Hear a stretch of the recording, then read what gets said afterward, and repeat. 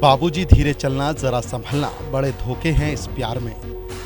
जी हाँ, इस गाने की पंक्तियां यमुनानगर पुलिस की पकड़ में आए ब्लैकमेलर गैंग पर बिल्कुल सटीक बैठती हैं। पुलिस टीम के साथ मुंह छिपाए बैठी दो महिलाओं में से एक परमजीत नाम की महिला है, जो अपने हुस्न के जाल में लोगों को फंसाती थी और शारीरिक संबंध बनाकर उसी पर रेप का मुकदमा दर्ज करा अपने साथियों की मदद से ब्लैकमेलिंग कर मोटी रकम ऐंठ लेती थी। में पहले ये हॉस्पिटल में, सिविल हॉस्पिटल में ये 4th क्लास के पद पर कार्यरत हुई डीसी रेट पे, आउटसोर्सिंग पॉलिसी के अंडर। वहाँ पे इसने कार्रवाई शुरू करी तो वहाँ पर इसको विचार ये आया कि क्यों ना इस तरीके से मैं कुछ पैसे ऐंठूँ या ठगूँ किसी को। तो उस दौरान इन लोगों ने ये कार्रवाई काफ़ी की है, जिसमें अभी तो मैं आपको डिटेल नहीं बता पाऊँगा, बट काफ़ी ऐसे मामले रहे हैं जिसमें इन्होंने काफ़ी लोगों से पैसे ऐंठे हैं। हनी ट्रैप में फंसाकर लोगों को कंगाल करने वाला ये गैंग अब खुद ही पुलिस के ट्रैप में फंस गया। पुलिस या थ्योरी के मुताबिक जगाधरी के एक रेप केस में इस गैंग ने पीड़ित से रेप केस खत्म कराने के एवज में 50 लाख रुपए की डिमांड की थी। पीड़ित की शिकायत पर हरकत में आई पुलिस ने ट्रैप लगाकर आरोपियों को 2 लाख रुपए लेते हुए गिरफ्तार किया है।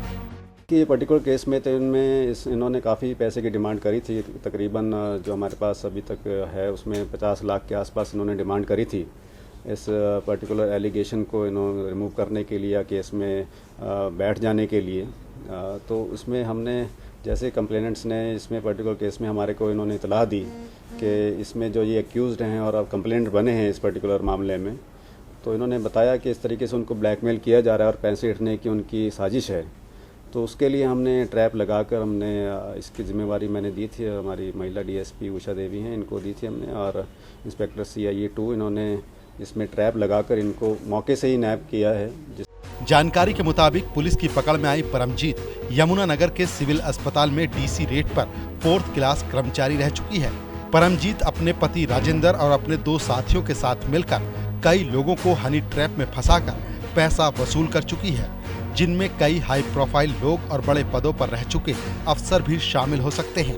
ऐसे मामलों के खुलासे के लिए गिरफ्तार हुए लोगों से पुलिस पूछताछ कर रही है। विक्टिम तो अभी आपको मैं बताऊं, क्योंकि ये एक इनिशियल स्टेज है, बिल्कुल हम कहना इसमें उचित नहीं होगा, क्योंकि इनका इस तरीके से मॉडस ऑपरेंडी ये रही है और इनकी कार्रवाई ऐसे ही रही है।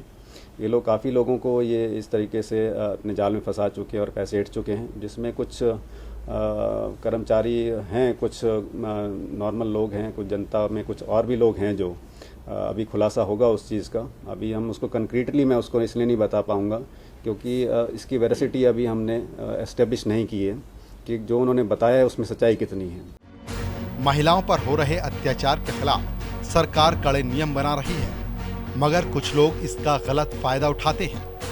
हुस्न के जाल में फंसाकर लोगों से मोटी रकम ऐंठने के ऐसे कई मामले सामने आ चुके हैं। यमुनानगर पुलिस ने इस गिरोह से एक लाइसेंसी पिस्टल भी बरामद किया है। पुलिस को उम्मीद है कि पूछताछ में कई और मामलों का खुलासा हो सकता है। यमुनानगर से टोटल न्यूज़ के लिए रजनी सोनी की रिपोर्ट।